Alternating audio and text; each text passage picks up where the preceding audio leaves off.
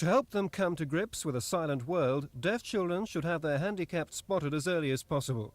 But according to the report, screening tests on babies and young children in the London area failed to show up deafness in 6 out of every 10 cases. Sarah, now 10, was 3 years old when she was confirmed deaf, but her mother was convinced long before that. She was tested, screened as a baby? Yes, at 6 months, and then queried at a year old, queried again at 18 months and at 2 years, and then eventually I managed to get someone to listen to me. So no one would actually believe you at first? No, I think probably they thought I was just a fussy mother, neurotic.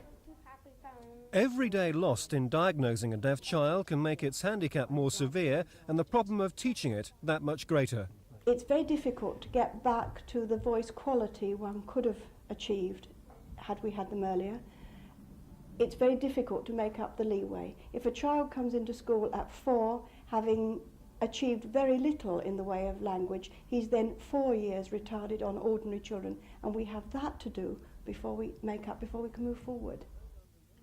The report concedes that though London's track record in screening children is poor, those diagnosed as deaf do at least get the equipment they need quickly. But why are the tests failing so much? I think it may be that screening tests are difficult to carry out, particularly in children's homes where they often have to be done. And I think there's a reluctance on the part of professionals sometimes to suggest to parents that their children have a handicap. And I think it's more important that you refer the children on when there's the slightest possibility of a hearing loss. And then if the child hasn't got a hearing loss, it doesn't matter. If the child has, you have diagnosed it as early as possible, and that is terribly important. On there.